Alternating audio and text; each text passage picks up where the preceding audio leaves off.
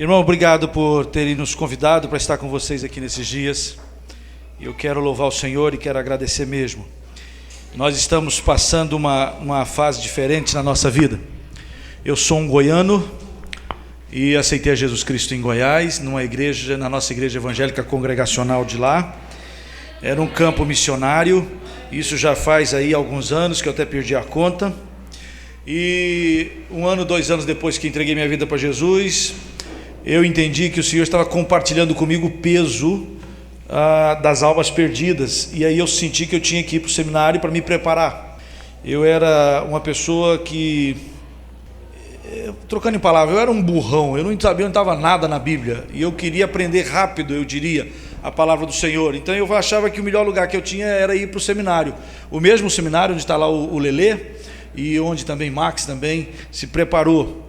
E aí nós saímos de Goiás e viemos para o Rio de Janeiro, e o curso levou 4 anos, e no final daqueles 4 anos, Deus mexeu, me mudou, me perturbou, de tal maneira que quando eu vim para o seminário, eu pensava simplesmente o seguinte: eu vou para o seminário, que eu vou aprender, e depois eu vou voltar para Goiás, que era a minha terra natal, meus pais moravam lá, a minha igreja querida, a minha família, o meu pastor amado. Então eu falei assim: eu vou para o seminário, me preparo e volto para ajudá-lo.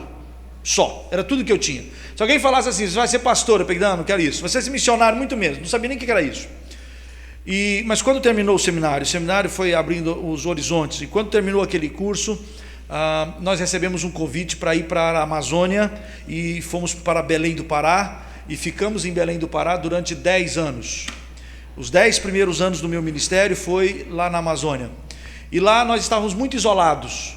Se vocês pensam que aqui em Juiz de Fora vocês estão longe das outras igrejas congregacionais, vocês precisavam passar um tempo comigo lá em Belém, porque daqui lá dá mais ou menos 3.000 quilômetros. A igreja mais próxima de Belém ficava a 800 quilômetros de distância. E nós não tínhamos nada ali em volta. Então Deus começou a mover a igreja, uma igreja pobre, a abrir e fazer a obra missionária. Então eu penso o seguinte: se a igreja de Belém do Pará, que eu pastoreava, tinha condições de ter 4 congregações e 4 campos missionários que ficavam a 250, 500, 800 quilômetros de distância, qualquer igreja pode fazer missões. A nossa igreja, de 140 membros, nós tínhamos no máximo 5 carros, isto é, havia 5 irmãos que tinham carros, velho. Então esse era o nível social da nossa igreja em Belém, e Deus começou a despertar os irmãos para a abertura e abrir trabalhos, e evangelizar, e abrir congregações e campos missionários, e assim por volta ali na Amazônia.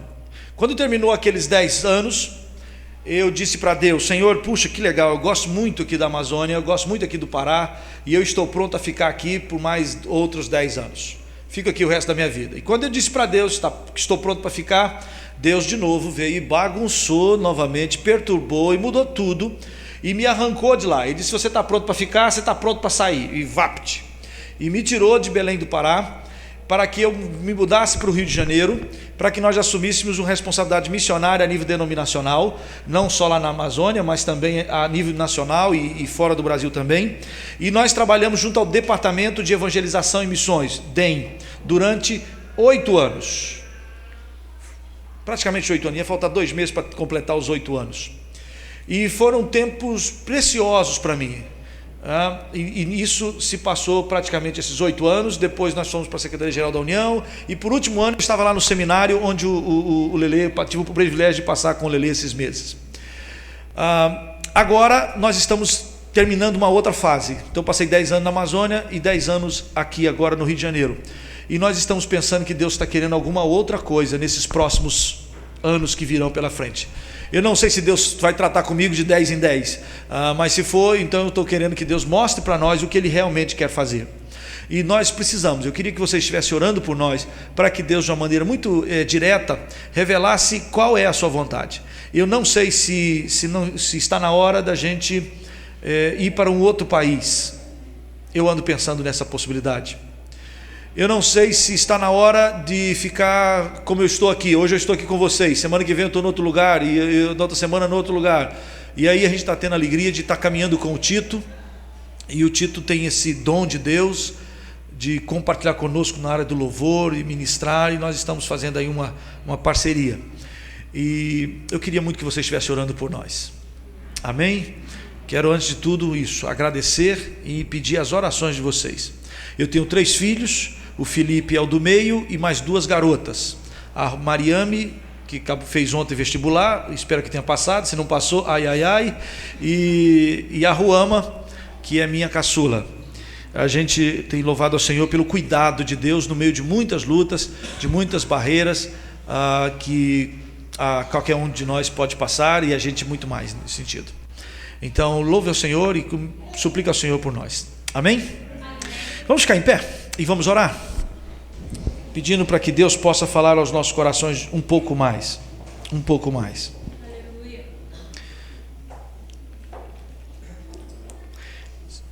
É difícil, mas se você ainda não percebeu a presença de Deus aqui nesse momento, eu queria que você curvasse a sua cabeça e fechasse seus olhos e orasse: Senhor, fala comigo.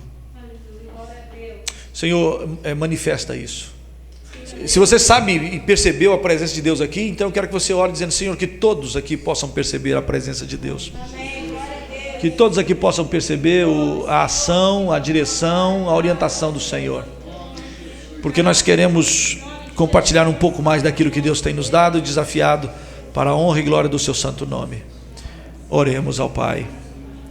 Pai, nós te agradecemos por esse convívio abençoado aqui com os teus filhos. Nós te agradecemos porque a tua boa mão nos tem sustentado até agora.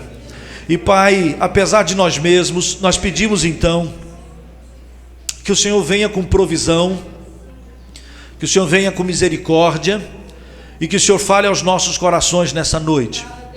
Nós precisamos ouvir tua voz um pouco mais.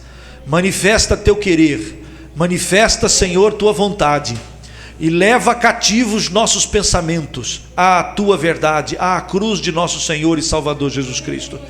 Ó Deus, jamais permita que nós venhamos a esquecer do que o Senhor fez por nós. Ó Deus, nós te agradecemos e fala conosco mais um pouco, em o nome de Jesus. Amém. Amém. Amém. Poder sentar, queridos. Nós temos aqui desde ontem tentado discorrer um pouco sobre a temática dos irmãos. Isso é uma conferência missionária, e como toda conferência missionária, é uma oportunidade que Deus dá para a gente ser mexido, para a gente ser incomodado, para a gente tomar de novo fôlego, para a gente tomar de novo um novo ânimo e continuar, firmar os joelhos vacilantes, firmar as mãos frouxas e prosseguir, porque o Senhor vai transformar, e ali tem uma boa frase para vocês, o deserto em manancial.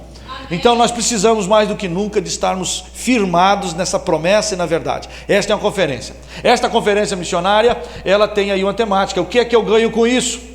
E aí, quando a gente pensa em ganho, a gente pensa em questão material. Eu estou aqui invertendo um pouquinho essa questão do ganho, e nós estamos pensando que quando eu participo da obra missionária, e quando eu digo, eis-me aqui, quando eu me aproximo do Senhor em santidade, quando eu me aproximo do Senhor em temor, o Senhor compartilha comigo, Ele divide contigo e comigo aquilo que Ele está vendo, aquilo que Ele está ouvindo, aquilo que Ele está sentindo, as suas lutas e suas dificuldades. Isso nós falamos ontem à noite, quando nós abordávamos principalmente a vida de Moisés. Deus compartilha com Moisés, e esse é um grande ganho, porque é um privilégio impressionante você falar e estar com Deus e ouvir a voz do Senhor Salvador. Ele fala seu nome, Ele diz: eu conto contigo. Isso é um privilégio, isso é um ganho. Hoje pela manhã nós abordamos o fato de que quando eu participo da obra missionária, eu de fato, eu venço as trevas. Eu de fato participo da vitória que Cristo conquistou na cruz do Calvário. A gente vence o diabo, assim como os nossos irmãos do passado já venceram, e nós o vencemos por causa do sangue do Cordeiro e por causa do testemunho que damos. E mesmo em face da morte, das dificuldades, nós não amamos a própria vida, e nós dizemos: Senhor, nós somos do Senhor. Nós dizemos para todo mundo que há um rei a quem nós servimos, que é o Senhor e Salvador Jesus Cristo. E Ele, o Senhor, quer que a gente participe disso. Há uma luta sendo travada hoje contra a igreja, e essa luta ela é tão tremenda, Porque o diabo sabe, diz lá em Apocalipse, que pouco tempo lhe resta. Então ele está irado contra a igreja, ele está irado contra a família da igreja, ele está irado contra você, e ele vai fazer de tudo para que você se afaste dos caminhos do Senhor, e ele vai fazer de tudo para que você e esta igreja perca o rumo, a direção, o alvo. Nesta noite eu quero compartilhar com vocês, e aí vou usar algumas transparências, irmão, nós vamos usar, e vamos ver se a gente consegue fazer um trabalho bom aqui, vamos ver se nós conseguimos, e nós queremos, e eu acho que é um privilégio, porque se nós já falamos de missões, significa que nós vamos participar da maior batalha de todas, porque nós vamos participar da batalha pela alma humana, para buscar aqueles que estão perdidos. Agora há pouco aqui nessa peça, bem isso representava, né? Cristo agindo, alguém sofrendo, mexe, remexe, vai para um lado, vai para o outro, parece que ninguém percebe, cada um está preocupado com a sua vida, alguns desorientados, alguns querendo se drogar, outros querendo se prostituir, e você fala, e você fala, e você sofre, e está na hora do povo de Deus levantar um clamor e dizer: dá-nos almas, dá-nos vida, senão a gente morre. Nós queremos produzir frutos que durem para a vida eterna. Amém. Nós estamos na maior batalha de todas, e existem alguns desafios gigantescos nesse milênio que estão sendo usados pelo inimigo para que nós, como crentes e como igreja, não venhamos a conquistar ou a cumprir o texto que está em Mateus 24,14. Hoje pela manhã nós lemos, mas você pode abrir a sua Bíblia em Mateus 24,14 e vamos repetir esse texto, por favor. Mateus 24,14. Abra lá, se você já abriu, me espera que eu estou procurando ainda, achei. Mateus 24,14.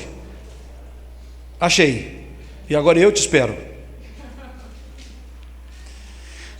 Achou? Amém? E vamos ler juntos? E será pregado este evangelho do reino por todo o mundo, para testemunho a todas as nações, e então virá o fim. Esta é a palavra do Senhor, que o evangelho do reino vai ser pregado a todas as nações, e então virá o fim. E aí eu quero chamar a tua atenção para uma coisa. Quais são esses grandes desafios? E o primeiro deles eu escrevi ali no quadro. Vamos ler juntos?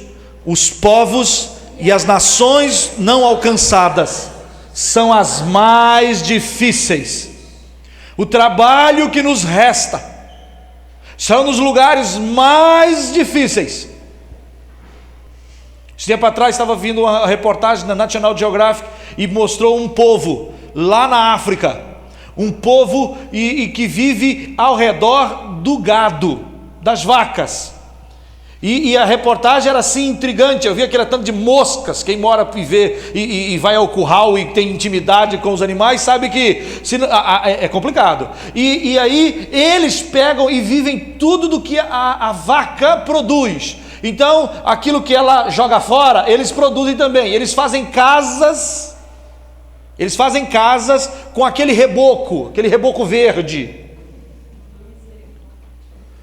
Quando a criança recém-nascida respira fundo assim, nasceu, chorou, eles pegam a criança e eles dão um banho do xixi da vaca.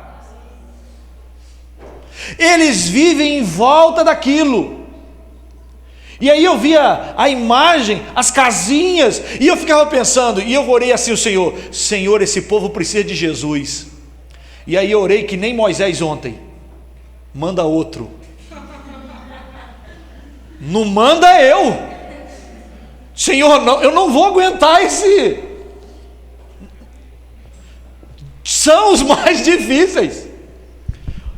A África tem cerca de 800 milhões de pessoas em 3.839 etnias. Destas, 1.335 não foram alcançadas. O que significa isso? Tem 1.335 precisando de missionário. Tem 1.335 que estão faltando na África para cumprir Mateus 24:14. O evangelho será pregado nesses lugares. O islamismo domina a maioria desses países e há perseguição aberta ao evangelho. Jesse e Sheila, vocês oraram por eles, e o Jesse e Sheila está lá no Povo Fur. O Povo Fur fica entre o Sudão e o Chad. São 2 países, e essa etnia, esse grupo, vive nos 2 países. Mais de 1 milhão de pessoas, cerca de 1 milhão de pessoas, que não tem ninguém. É uma dessas 1.335 etnias que não conhece a Jesus. O Jesse e Sheila, eles já vieram aqui, não já? E ele já deve ter explicado para vocês, mas deixa eu falar umas coisas para vocês. Já tem cerca de 7 anos, 7 para 8 anos, que eu ouvi falar do Povo Fur pela primeira vez. Eu ouvi o desafio, e nós levamos ao departamento de missões, e nós conversei com o pastor Antônio Felisberto, que é o pastor de Jesse e Sheila, e eu estava falando: ô Felisberto, fiquei sabendo de um povo que isso, 1 milhão de pessoas assim assado. Aí o Felisberto diz: tem uma mulher na minha igreja que já ouviu falar desse povo e que está apaixonada por esse povo. Eu falei: não é possível, Felisberto, ninguém aqui que eu converso já ouviu falar desse povo. E aí eu chamei Gerson e Sheila, e eles vieram, e nós começamos a conversar, e ela falou: sim pastor, isso já tem 6, 7 anos. E aí os 2 começaram a fazer seminário, não eram casados ainda. Os 2 fizeram seminário, 4 anos de curso teológico. Depois que eles fizeram o curso teológico, o Gerson fez curso de técnico de futebol. Além de fazer curso de técnico de futebol, o Gerson fez curso de técnico em enfermagem pela Cruz Vermelha, reconhecido em qualquer lugar do mundo inteiro. Por que ele fez isso? Para se preparar para ir para uma área desértica, para se preparar para um povo que tem dificuldade na área de saúde, para se não poder falar de Jesus, ele começa a falar de bola. Brasileiro, entra com a camisa do Ronaldinho, com a bola debaixo do braço, monta um grupo de futebol, e no meio do futebol já começa a falar do Senhor Jesus Cristo. Vai aproveitando as oportunidades. Eles, primeiramente, nós pensamos que eles iriam entrar pelo Chad, e o Chad fala francês, então eles começaram a aprender francês. Aí no meio da caminhada, nós fizemos parceria com a MIAF, Missão para o Interior da África, mas a MIAF é uma missão, vamos dizer assim, americana. Então eles largaram o francês e tiveram que aprender o inglês, e eles agora querem entrar pelo Sudão, e o Sudão fala inglês, a língua oficial é inglês, então eles estão aprendendo inglês. Agora eles foram para a África do Sul para se aprimorar no inglês, para depois eles irem para um outro país para aprender o árabe. Eles vão aprender o árabe com o inglês, para depois aprender o árabe, poder ir para o Povo Fur, porque o Povo Fur só fala a língua deles e árabe. Para então poder falar de Jesus. Já são 6 anos, e eles agora foram para o início da África, reforçar o inglês e aprender o árabe. Eles precisam de oração e parceria. Que bom que vocês já estão nisso, mas eu quero mostrar para os irmãos a dificuldade. Não é ali na esquina e falar de Jesus. Já tem 7, 8 anos que eles estão se preparando, 7, 8 anos, para poder falar de Jesus de uma maneira que o pessoal compreenda. Eu fico esperando o dia que eles vão escrever uma carta dizendo: chegamos no Povo Fur, e sabe de uma coisa? Começamos a falar de Jesus, começamos a traduzir a Bíblia, aprendemos a língua, começamos a traduzir a Bíblia, e falei de Jesus para um jovem, para uma mulher, para uma criança, e sabe o que aconteceu? Eles entenderam, e eles entregaram a sua vida para Jesus. Essa vida não tem preço, e glória a Deus porque vocês estão fazendo parte disso. Não esmoreçam, não percam a esperança. Pastor, mas demora. Vai demorando, mas você não desiste, você continua segurando a corda.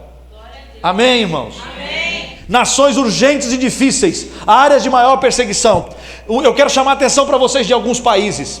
Coreia do Norte, fica lá perto da China, 23 milhões de pessoas. Leste da Ásia, o idioma coreano. Há grupos budistas, confucionistas e cristãos. O Estado é ateu. A população cristã, 450 mil. Restrições, a conversão é passível de prisão, a evangelização é proibida, líderes cristãos são frequentemente detidos sob falsas acusações, e agora está nos noticiários por aí, é torpedo, é mísseis, é bomba atômica, é o mundo alerta, por causa desse país, Coreia do Norte, fechado ao evangelho. Quero que vocês orem por lá. Arábia Saudita, não há nenhuma igreja na Arábia Saudita autóctone, isto é, para o povo da Arábia Saudita. Tem a igreja sim, se você vai para trabalhar na Arábia Saudita, como você é brasileiro, vamos supor que você diz que é cristão, então para você pode ter igreja. Mas é proibido algum muçulmano, algum árabe se converter. Ninguém fala nada. O Brasil é todo aberto, mas para você ir lá para falar de Jesus é todo fechado. Nós temos que orar pela Arábia Saudita. Depois da Arábia Saudita tem um outro país impressionante, Iraque, que sempre está nas televisões, onde começou, eu diria, o mundo. O Iraque é um país de 28 milhões de pessoas, fala árabe, armênio, assírio, curdos, tem um monte de coisa lá. 385 mil é a população cristã, de 28 milhões de habitantes.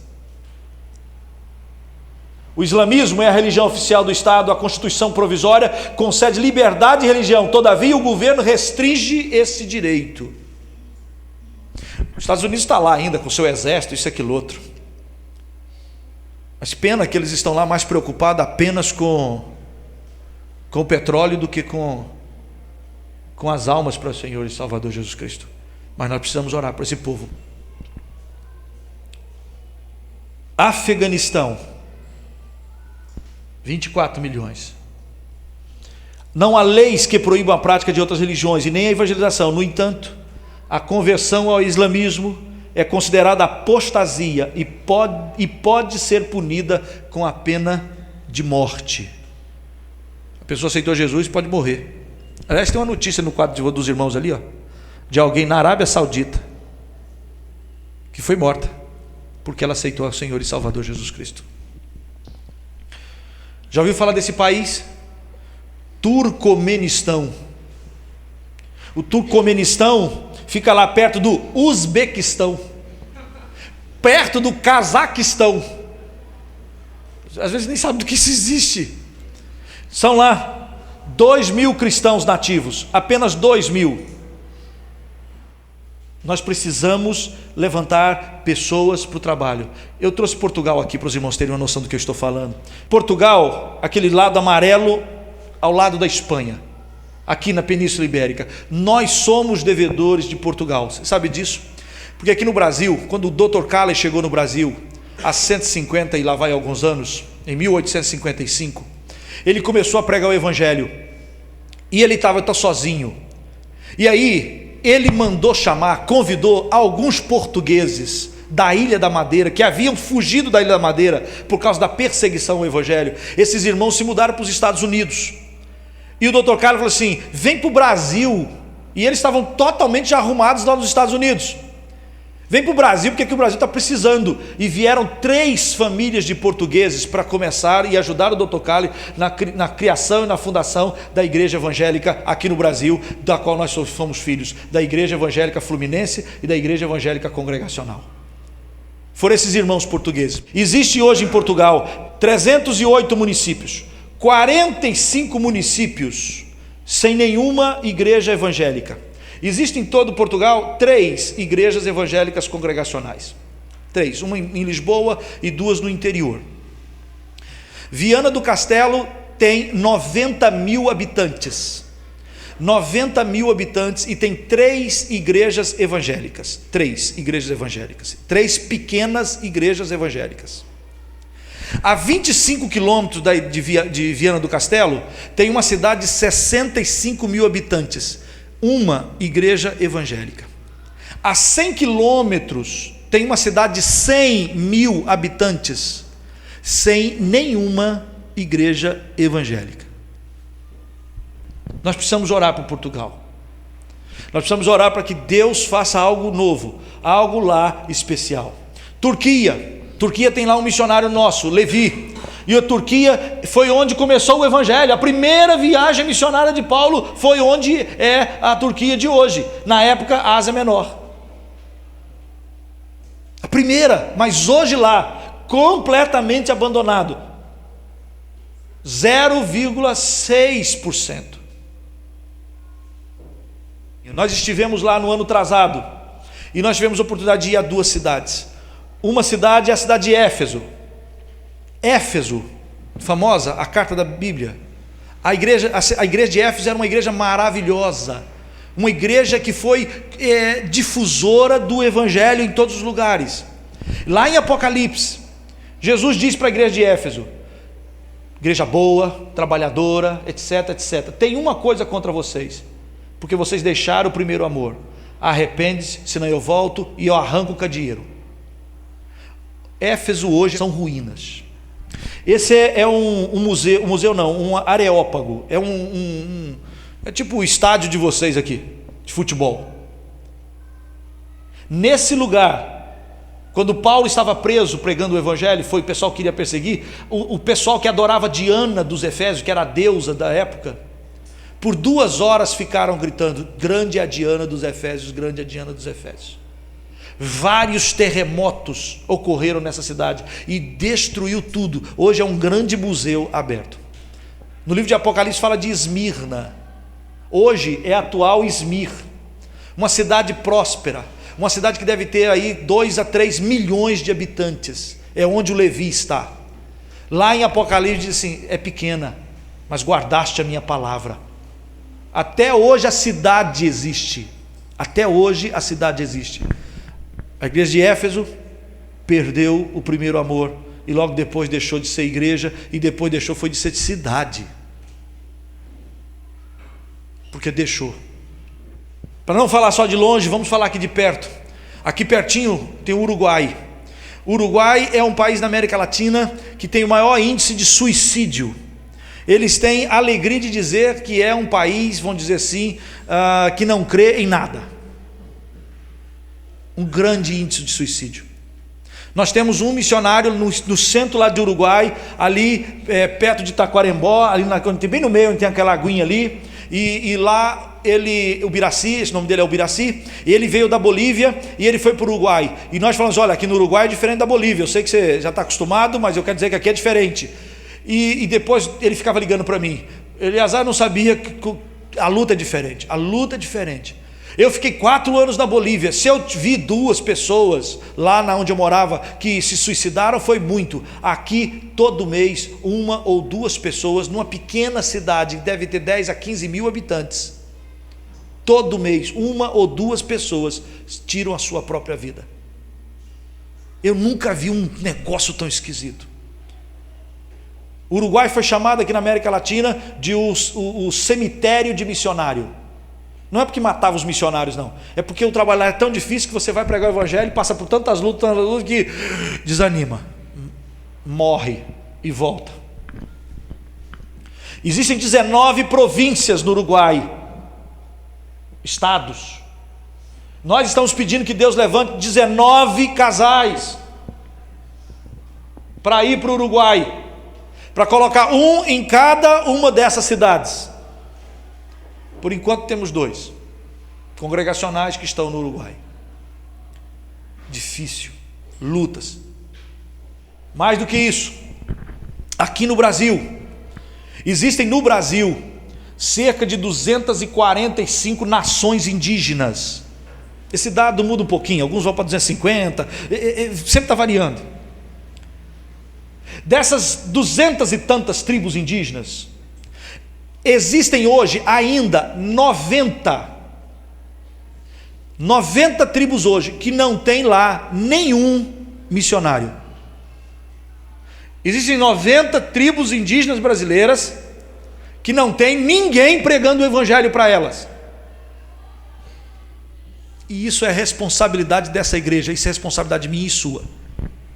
Eu achava que qualquer um podia ir para as tribos indígenas. Há 40 anos atrás, o Brasil aceitava missionários que vinham de fora, de outros países, e muitos missionários deram a sua vida e pregaram o evangelho. Depois o diabo se levantou, eu diria, usando artifício, dizendo que esses missionários vinham para explorar, para roubar, para isso, aquilo, outro. O Brasil fechou as portas. Não vem missionário estrangeiro para trabalhar em tribo indígena brasileira, principalmente. E aí Deus começou a mover nas nossas igrejas, nas igrejas evangélicas do Brasil, levantando missionários brasileiros. Então os brasileiros começaram a assumir o lugar desses irmãos americanos, e ingleses, escoceses, etc, etc. Mas ainda restam 90 que nunca ouviram falar o doce nome de Jesus. 90. E sabe o que está acontecendo? Está piorando algumas coisas. Tempo atrás, Dona Hermínia, ali de Paracambi, me trouxe uma notícia que eu fiquei estarrecido. O genro dela, com a sua filha, eles trabalham lá em Roraima, junto à missão Meva, e eles trabalham com várias nações indígenas. A gente chama ele de Quinha. O Quinha, ele já pegou, eu não sei quantas malárias, mais de 40 malárias. O Quinha já pegou tanta malária, que os médicos falaram para ele assim: você não pode pegar mais nenhuma, se você pegar você morre. E aí a missão tirou o Quinha lá do meio da mata, trabalhando com os índios, e levou ele então para a cidade, para ele ficar no escritório da sede. É um esforço para ele, porque o negócio dele é a mata, mas ele não pode mais ir para a mata, então ele tem que ficar no escritório, ajudando. De um ano para cá, está faltando missionários. Alguns se aposentaram, alguns desanimaram. O que está acontecendo? O Quinha, que não pode mais voltar para a tribo indígena, está precisando e está indo lá para o meio da floresta, para continuar ensinando e pregando aos índios. Por que ele está fazendo isso? Porque está faltando missionário. E por que está faltando missionário? Porque muitos de nós estão dizendo: nós não temos nada a ver com isso, manda quem o Senhor quiser, menos a mim. É responsável da igreja brasileira, é responsabilidade da igreja brasileira, as nossas tribos indígenas. Eu gosto muito de falar da Turquia, eu gosto muito de falar da Índia, do Sudão, e eu não falava muito das tribos indígenas. Mas eu quero dizer que é imperativo, é responsabilidade nossa, da igreja evangélica brasileira, alcançar as tribos brasileiras, para cumprir Mateus 24:14. E para sustentar esses missionários nas tribos, haja recurso. Você bota o missionário lá no meio da floresta amazônica, lá no meio. Se ele quiser comprar qualquer coisa, ele precisa de avião, da missão Asa do Socorro. Glória a Deus pelos aviões. Mas os missionários têm que pagar a despesa dos custos. E quando tem uma Índia ou um índio doente e não tem socorro ali, eles também pagam um avião para ir lá na tribo, para pegar esses índios e levar até lá na tribo, lá onde tem socorro. Tem custo. Nós precisamos que muitas outras igrejas aqui sejam criadas, e que todas elas tenham paixão missionária, para a gente poder alcançar aquelas tribos, as 90 tribos indígenas que restam.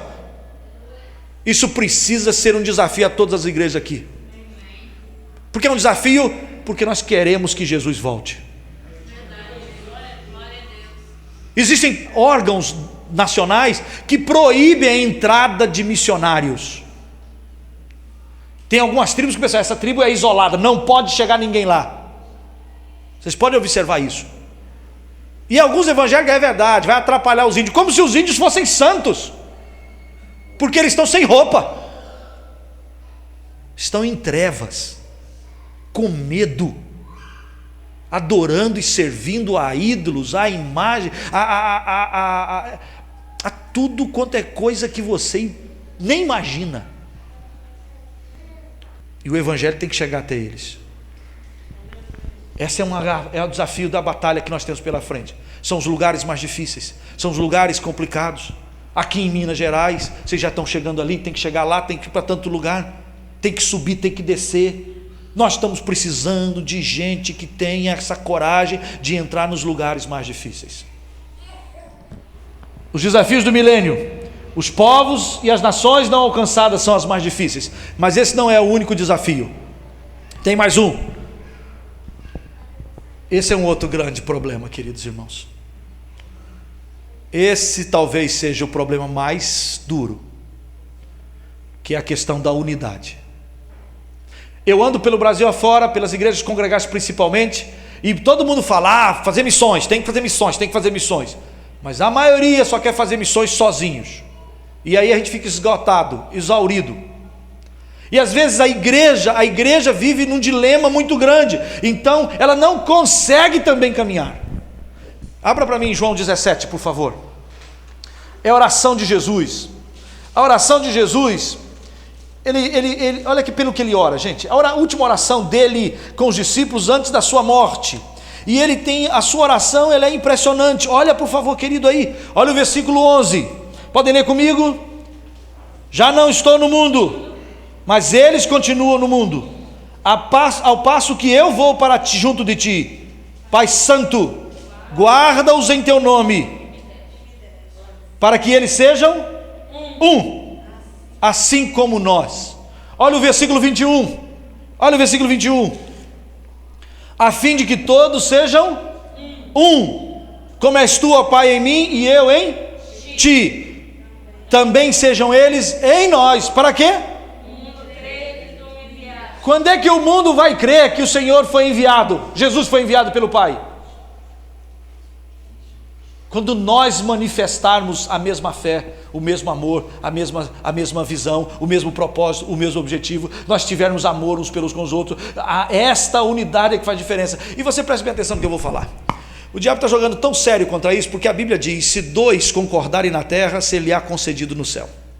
Isso significa que você na sua casa, você marido e esposa, você se reúne e diz, meu bem, vamos fazer isso. Se houver acordo e pedir ao Pai, for para a glória dele, a Bíblia diz, está feito.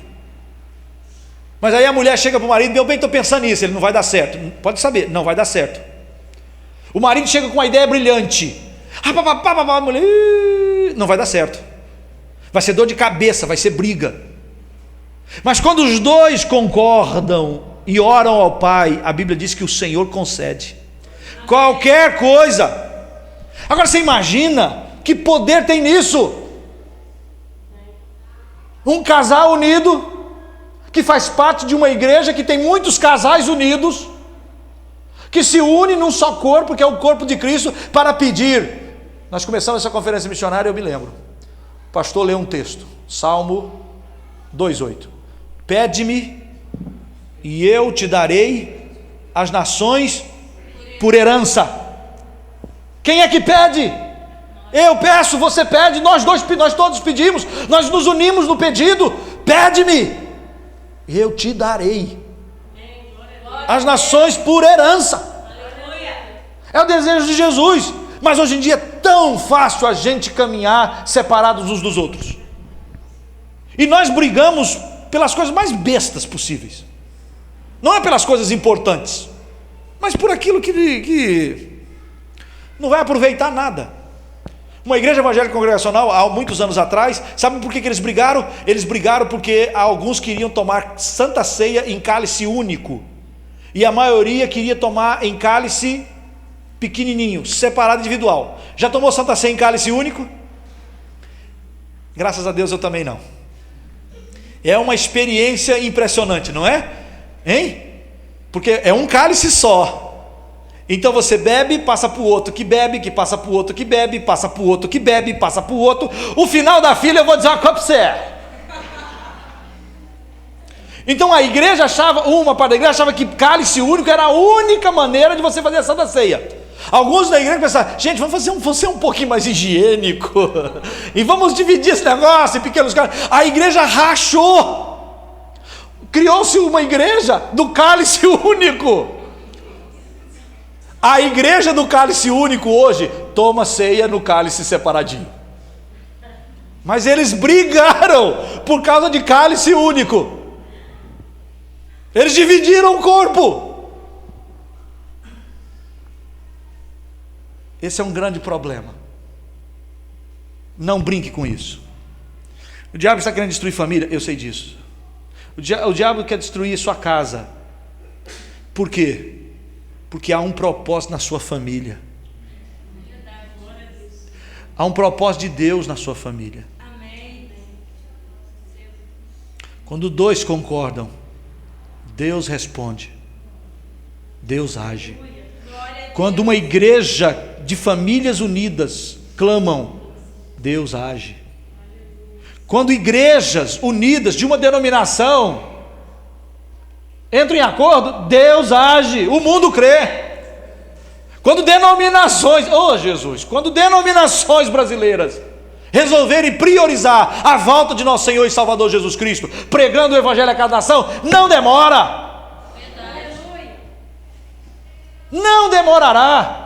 Só as igrejas evangélicas do Brasil têm condições de alcançar o mundo inteiro. Saibam disso.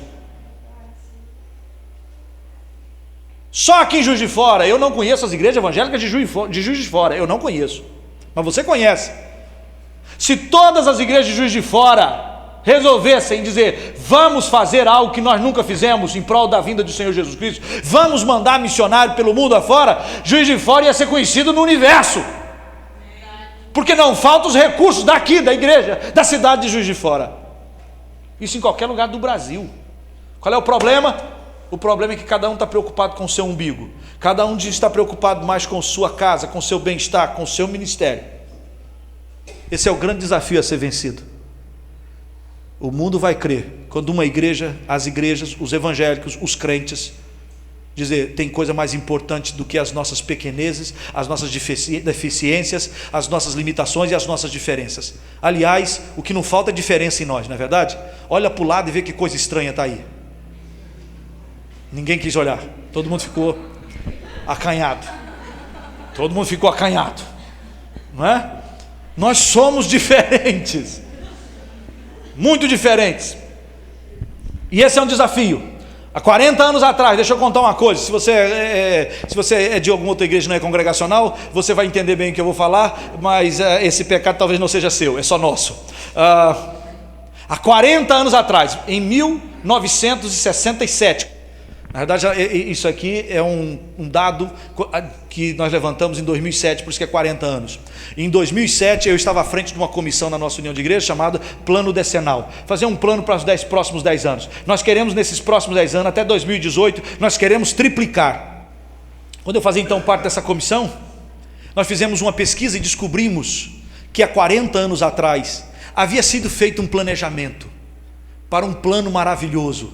Eu fiquei tão empolgado com aquele plano que eles fizeram há 40 anos atrás, daquela data, que eu falei assim, uai, está tudo pronto, está aqui, ó, está tudo pronto, é só a gente mudar algumas palavras, que nesses 40 anos houve alteração no português, e está pronto, tudo pronto. E eu compartilhando na nossa comissão, aí um pastor que é daquela época disse, o plano era muito bom mesmo, eu lembro, o plano era muito bom, pena que nada foi feito. Aí eu falei, mas não é possível, como nada foi feito, um plano tão maravilhoso desse? Ele pegou, Eleazar, naquela época a gente vivia brigando com os irmãos da cristã evangélica, era uma brigaria por causa de muita água ou de pouca água. Uns queriam batizar com muita água, outros queriam batizar com pouca água, e nós brigamos com tanto que em 1968, um ano depois do plano, eles se dividiram, e com divisão nenhum trabalho missionário vai para frente. Preste bem atenção, cuidado, abra os teus olhos. Vocês estão falando de missões, o diabo vai querer levantar, se já não tem feito isso no decorrer de muitos anos, o diabo vai querer levantar aqui formas, maneiras pelas quais vocês se desentendam, vocês se confundam, vocês não se perdoem, vocês se dividam, um quer uma coisa, o outro quer outra, e vocês não cheguem a um acordo, porque vocês divididos, vocês não vão a lugar nenhum.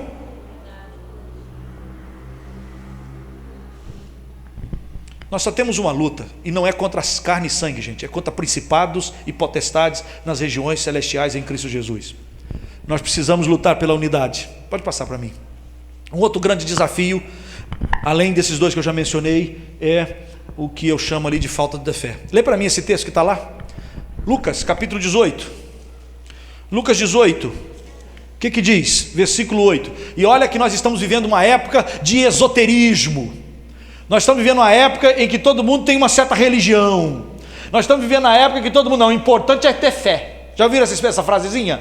Todo mundo diz isso, é importante é ter fé. Aí tem gente que tem fé em pedra. Uma vez eu fui em Itatiaia, nós fomos tratar de um problema lá num campo missionário, e nós fomos conversar com uma mulher que se dizia advogada. Primeira coisa que essa mulher fez foi colocar 3 pedras de cristais na mesa. E ela disse, para espantar os maus fluidos. A mulher advogada acreditava em gnomos. Não, o importante é ter fé. Estamos vivendo uma época de um grande esoterismo, de grandes atitudes, que o pessoal, eu creio, eu acredito em tudo, e não acredito em nada. Quando eu estou falando de fé, o que diz o texto aí de Lucas capítulo 18, versículo 8? O que diz? Digo-vos que depressa lhe fará justiça, contudo, quando vier o Filho do Homem, achará fé na terra? Ele não está falando desse esoterismo por aí, que todo mundo tem que crer em qualquer coisa. Não, é a fé em Jesus. É a fé, é a palavra, é aquilo que eu professo. Será que quando Jesus Cristo vier vai achar fé? Fé no mundo? Fé que Ele está fazendo, está operando? Fé que Ele está agindo? Cada vez mais nós estamos vivendo período em que a gente é muito metódico e técnico. Nós vamos fazer se tivermos esses recursos. Eu vou dizer uma coisa para você. Se você fizer missões simplesmente com aquilo que você tem, isso não é fé. Então imaginemos que hoje vocês têm aqui, arrecadou hoje, tirou uma oferta maravilhosa, e vocês têm aí R$1 milhão, aquilo que eu pedi da outra vez. Então você pega, nossa, temos 1 milhão, então com 1 milhão nós vamos repartir isso. Então nós, tantos para cá, tanto para lá, tanto para cá, e nós administramos o 1 milhão. Eu vou dizer uma para você, isso é administração, isso não é fé. Porque fé é a certeza das coisas que se esperam, e é a convicção de fatos que se não veem. Eu sei que o meu Redentor vive e que por fim se levantará. Eu sei que Ele está no controle. Mas sem fé é impossível agradar a Deus. Uma vida sem fé, tudo que resta, depois você pode querer conferir isso, Romanos 14, 30 e 23 vai dizer, sem fé tudo é pecado. Tudo que não procede da fé é pecado. Pense nisso. Tudo que não procede de fé é pecado. Sem fé, em Abacuque 2,4 diz, o justo viverá pela fé. Sem fé, sem vida. Não tem vida sem fé.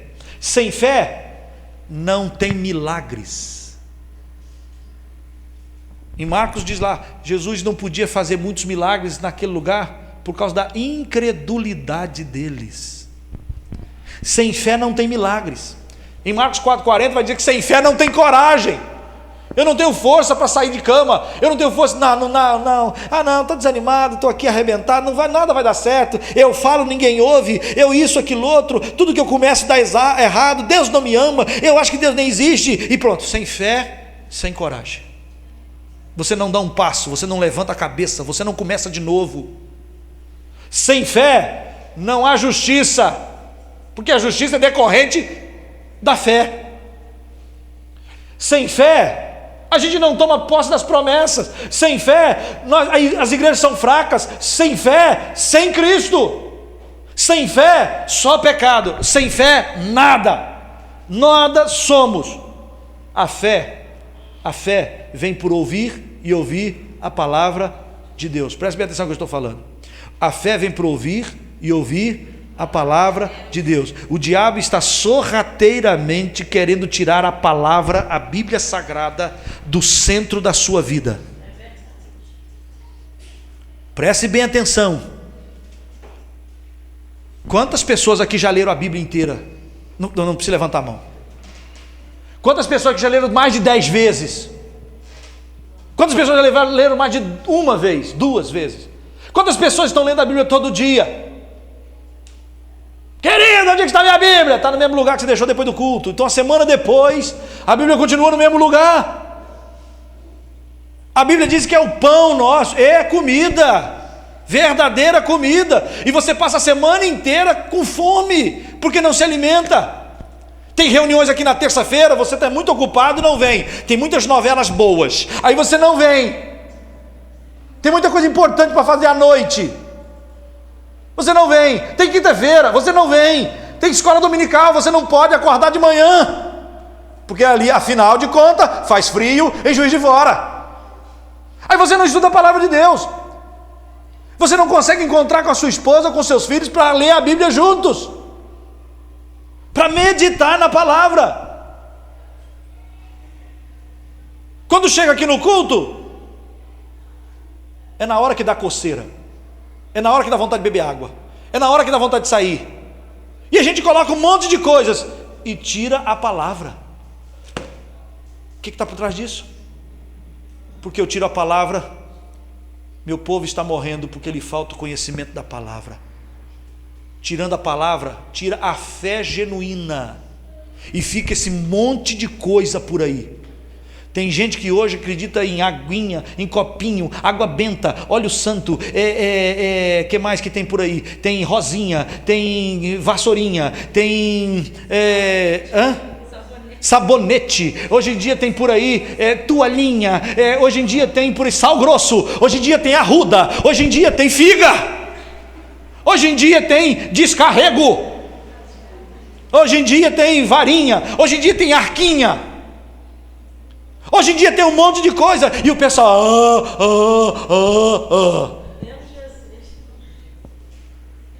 E a minha fé, ela é uma fé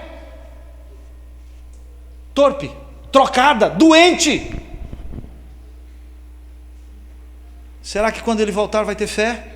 Essa fé no unigênito Filho de Deus? A fé na palavra, que permanece firme, sabendo que ele é o Senhor e Salvador?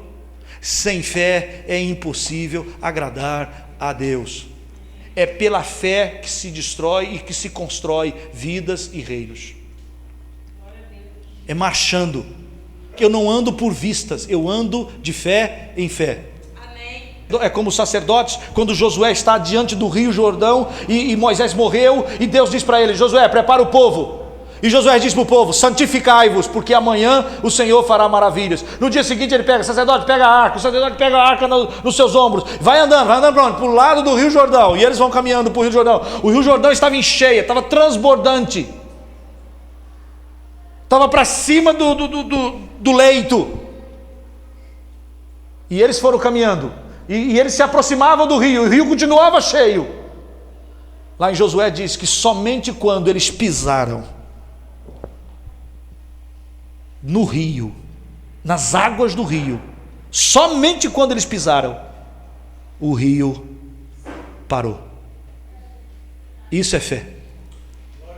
Fé é você dizer assim: Deus mandou marchar, Deus mandou fazermos missões, Deus mandou a gente participar dessa guerra, Deus mandou a gente ser mais que vencedores, Deus mandou a gente conquistar aquilo que temos que conquistar, e nós não temos ainda condições, não temos os recursos, mas Ele mandou. Então vamos caminhar, mas o rio está transbordante, mas quando chegar no rio, Deus resolve o problema do rio. Até lá no rio, o problema é a gente ir caminhando.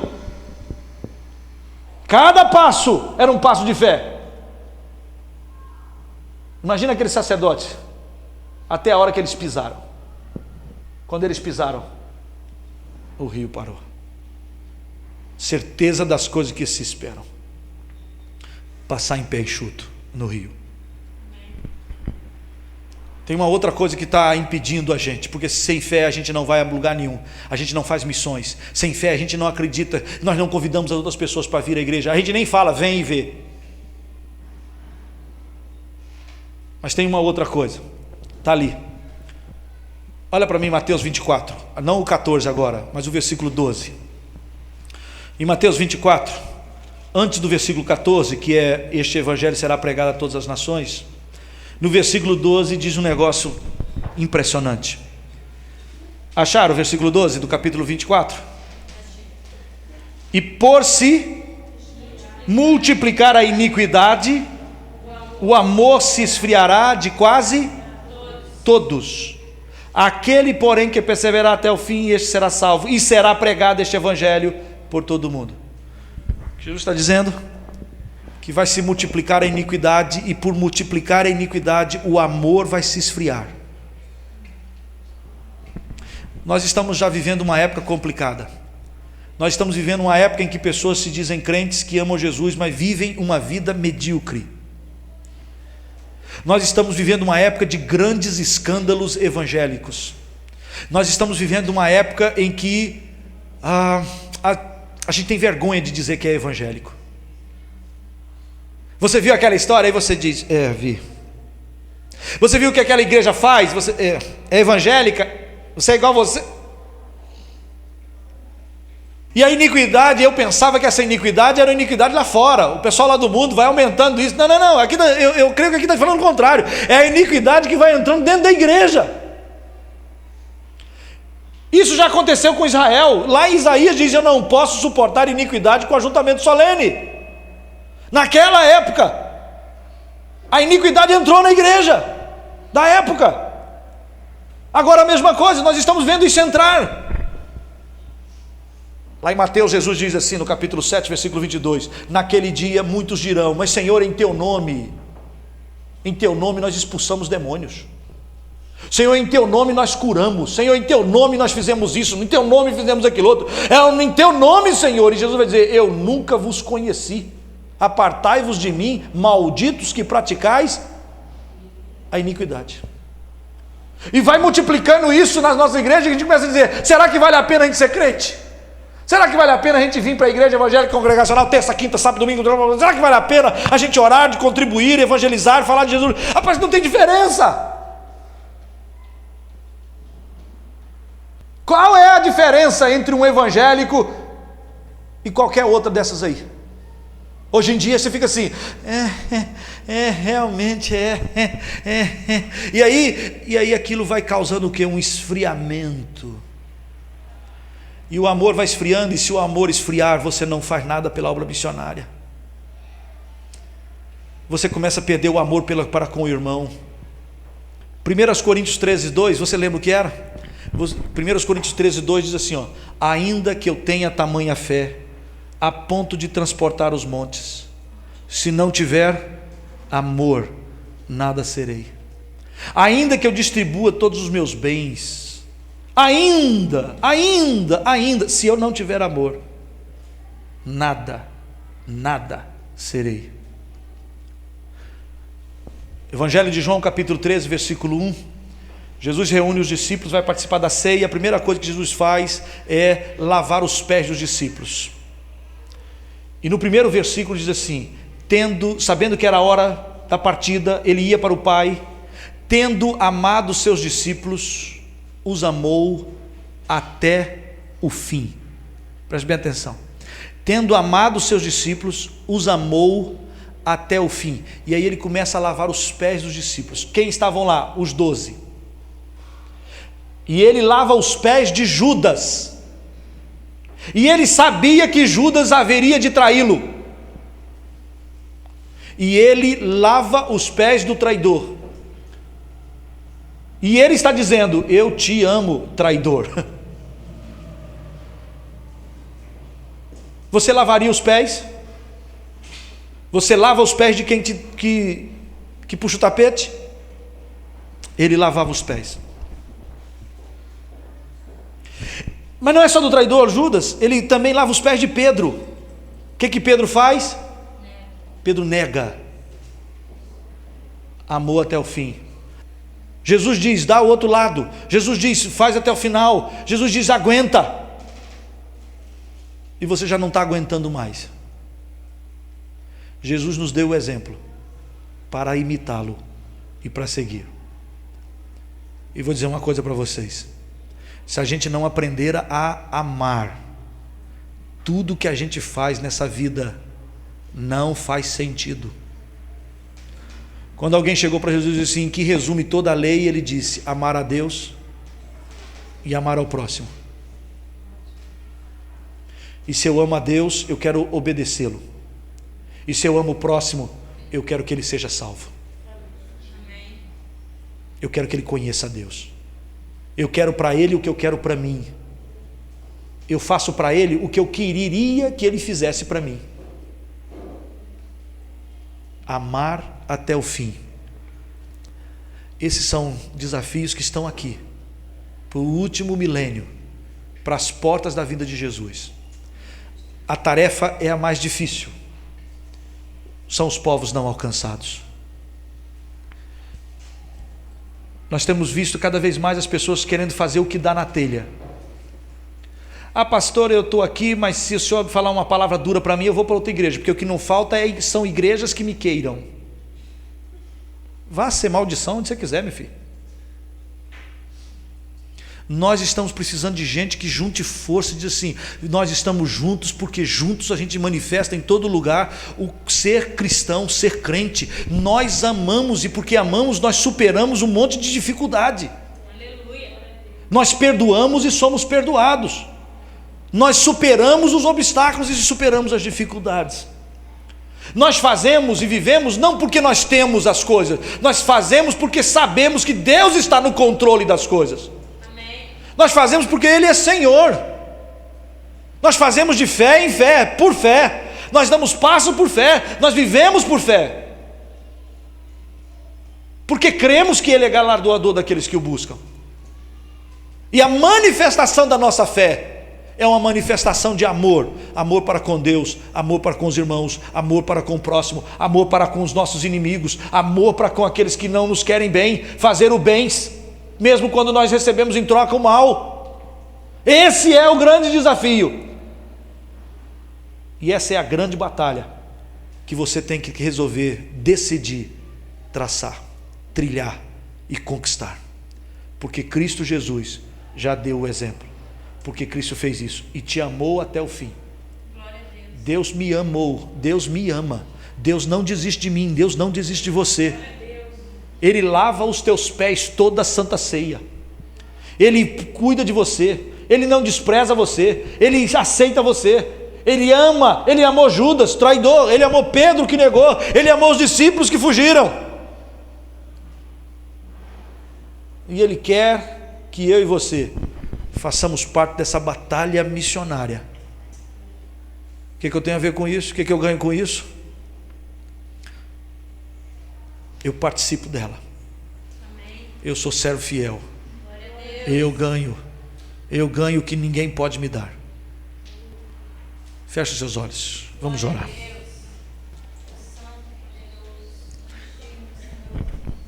Senhor, a gente termina essa conferência colocando uns desafios gigantescos aqui pela frente. Ó Deus, Deus, tem lutas tremendas acontecendo em volta, lutas para minar o nosso amor, para fazer com que a gente desista, para fazer com que a gente não faça o bem, para fazer com que a gente não continue amando. Há lutas tremendas sendo travadas na vida e nas casas dos teus servos aqui, para que eles desistam dos seus esposos, das suas esposas, dos seus filhos. Tem lutas gigantescas aqui para que pessoas deixem e desistam da igreja. E a Bíblia diz que quem quer cumprir a lei de Cristo leva as cargas uns dos outros. É levando as cargas uns dos outros que a gente cumpre. Mas há uma luta muito grande, porque há tanta coisa esquisita acontecendo em volta, que aqui dentro vai batendo um certo desânimo, como diz a tua palavra. Mas nós pedimos nessa noite que o Senhor venha com o teu amor, que o Senhor derrame. Nós só amamos porque o Senhor nos amou primeiro. Que o Senhor venha com o teu bálsamo, venha com este amor líquido e derrame sobre cada um de nós, para que nós consigamos prosseguir. Ó Deus, alguns têm sofrido muito, estão fazendo bem, estão recebendo mal, mas tem misericórdia, Senhor. Dá-lhes força para que eles não se deixem vencer do mal, mas vençam o mal com o bem. Isso é amor. Andar a segunda milha. Há lutas tremendas aqui, Senhor, sobre os jovens, sobre os homens, sobre as mulheres, para que a gente deixe de caminhar de fé em fé pela tua palavra. E a gente vai se desanimando. A gente vai ficando apenas alguém preocupado mais com as coisas desse mundo do que com a vida eterna. Alguns começam a achar que nem existe uma vida eterna. Oh Deus, nós rogamos que o Senhor derrame e encha-nos com o teu derramado do teu amor, da tua misericórdia, e aumenta-nos a fé. Nós rogamos como os discípulos rogaram: aumenta-nos a fé. Talvez, Senhor, haja entre nós queridos que estão lutando contra essa questão da unidade, estão se desentendendo, não estão conseguindo falar a mesma língua. Ó Deus, nós queremos rogar que sobre esta igreja, sobre as famílias aqui representadas, o Senhor derrame um espírito de unidade, de amor, gente que quer levar as cargas, que quer ajudar o outro, gente que quer compreender e ser compreendido, amar e ser amado, perdoar e ser perdoado, gente que diz: vamos juntos, pastor, nossa igreja é igreja missionária, porque é vontade de Deus. Oh Deus, alarga os horizontes e os olhos do teu povo, porque o que vem pela frente são os lugares mais difíceis. Então derrama coragem, e a tua palavra disse a Timóteo que o Senhor não nos tem dado espírito de covardia, mas o Senhor tem nos dado espírito de poder, de amor e de moderação.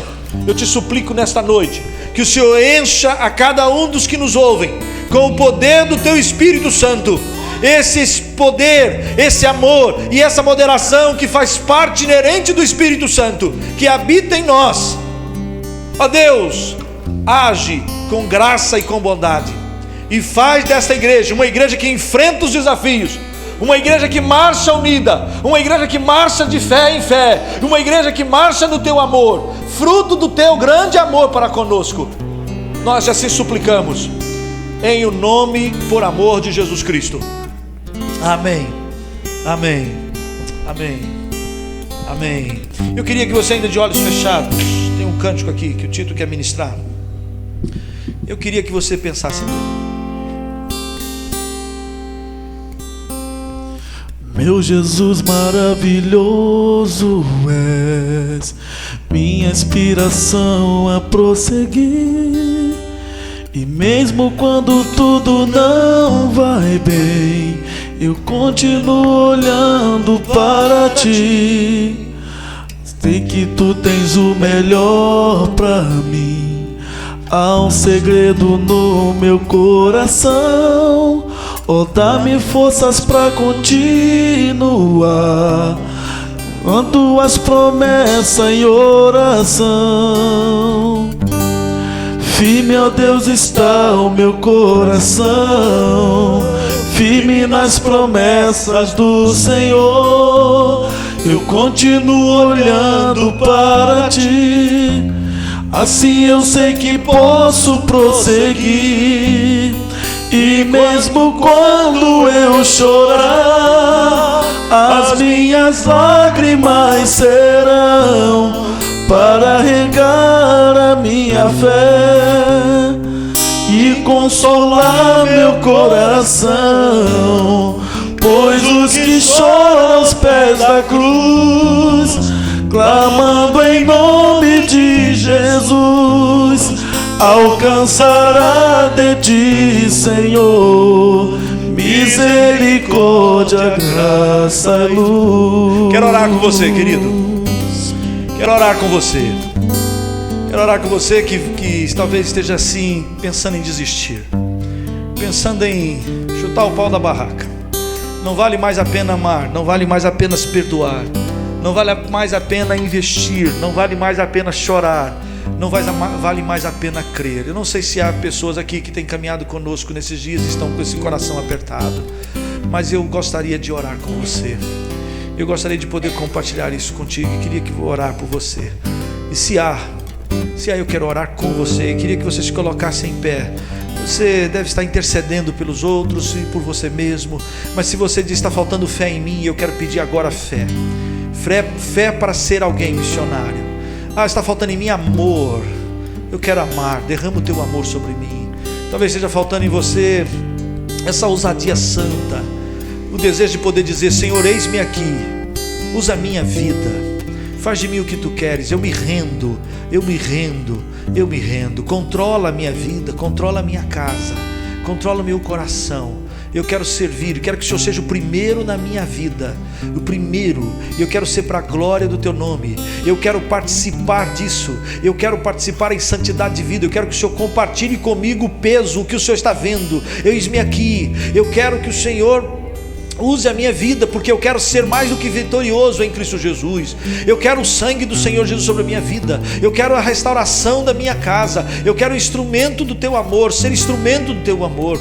Eu quero enfrentar esses desafios. Eu quero fazer parte do Teu exército, e eu quero fazer parte disso com fé. Eu quero fazer parte disso com unidade com os meus irmãos, e eu quero fazer parte disso com amor. E eu me prostro nesta noite, eu me abro, eu me coloco de prontidão. Eu me coloco aqui e me apresento, diz: eis-me aqui, Senhor, eis minha vida, eis meu coração, meus lábios, meu corpo, para Te servir. Eu quero entregar minha vida. Eu não sei como o Senhor vai fazer e o que o Senhor vai fazer, mas nesta noite, nesses dias, eu quero dizer: Senhor, muda o que tiver que mudar, mas Senhor, seja primeiro o Teu reino, seja primeiro a Tua casa, a Tua glória, o Teu nome na minha vida. Então eu quero, Senhor, me colocar diante do Teu altar. Eu estou querendo que você está dizendo: eu quero ganhar intimidade com o Senhor, eu quero ganhar a utilidade da obra do Senhor, eu quero me colocar na mão do Senhor, e quero dizer: Senhor, faz de mim o que Tu queres, porque eu quero enfrentar os desafios. Eu não quero ficar parado. Eu sou do meu amado, e meu amado é meu.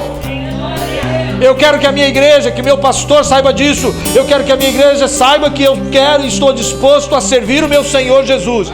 Eu quero que as pessoas saibam, que o Deus saiba, que o diabo saiba, que eu vou subir as escadas, eu vou subir os morros, eu vou descer os buracos, eu vou contribuir, eu vou orar, eu vou me colocar na brecha. Meu pastor não fica sozinho. O importante é você se quebrantar, se prostrar diante do Senhor. Mas se você pode se ajoelhar diante do Senhor nessa noite, nessa manhã, dizer: Senhor, nós não somos nada, nós não temos nada, nós não podemos nada, se não for o Teu Espírito Santo, se não for Tua graça, se não for Teu Espírito, o Teu poder sobre nós, nos capacitando, nos fortalecendo para amar, para perdoar, para caminhar, para falar, para viver.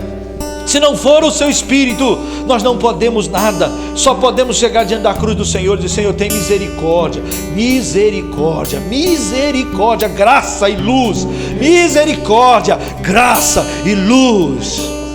Oh Deus, oh amados, oh queridos, na presença de Deus, abra seu coração e diga aí: Senhor, eis minha vida. Mais uma vez eu renovo os meus votos. Eu reavivo o presente, o dom, a graça, o Espírito Santo, a unção de Deus em minha vida. O Espírito Santo domina sobre nós. O apóstolo Paulo diz: enchei-vos do Espírito Santo, deixai-vos ser enchidos pelo Espírito Santo. Deixa o Senhor, e Ele vai fazer o que Ele quer fazer na sua vida. E Ele está fazendo isso aqui. Ele está cortando algumas amarras aqui. Ele está querendo dizer que tem coisas novas para você. Ele tem algo especial para a sua vida, e Ele quer mudar os propósitos e os pensamentos. E nós louvamos o Senhor Jesus nessa noite, e nós dizemos: vem, Senhor Jesus, reina sobre nós. Vem, Senhor, nós queremos Te exaltar com a nossa voz, com a nossa vida, com o nosso corpo. Nós queremos Te servir, nós queremos bendizer Teu nome, Senhor. Ó Deus, agora eu Te suplico em favor dos Teus filhos que aqui estão no Teu altar, prostrados diante do Senhor. Ah, Deus, nós precisamos de Ti, porque sem o Senhor nós não podemos fazer nada. Então nós Te suplicamos agora, sopra Teu sopro aqui. Oh Deus, aviva Teu povo, sopra Teu sopro, Senhor.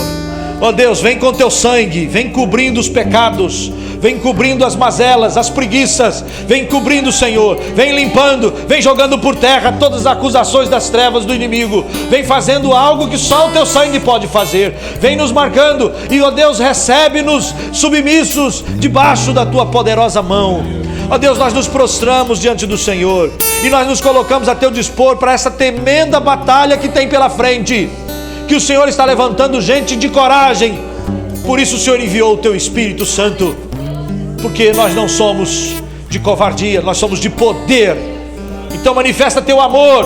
Nós não fazemos de uma maneira egoísta, nós queremos que o Seu amor derrame sobre todas as pessoas. Ah, Senhor, faz de nós agentes desse Seu amor. Sustenta o Teu povo pelo poder do Teu Espírito.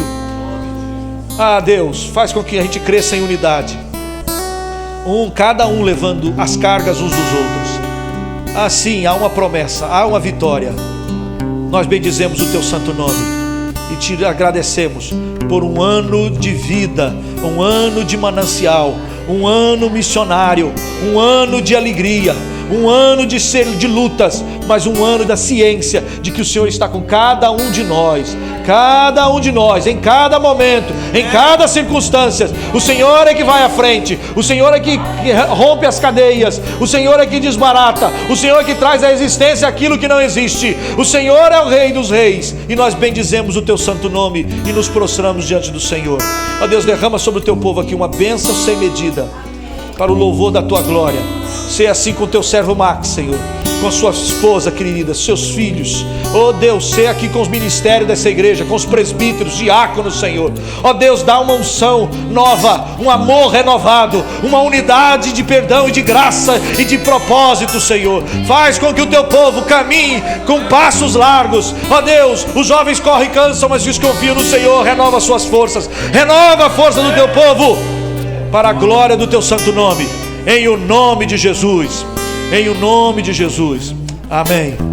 Não temas, fica em pé, levanta-te, disse Jesus a João. Eu repito, Ele é o primeiro e o último, Ele que está vivo, tem a porta, Ele que abre, ninguém fecha, Ele que faz o que quer, quando quer, como lhe apraz. Dê um abraço ao seu irmão do lado e diz assim: vamos juntos, vamos juntos, vamos juntos, unidos, vamos juntos.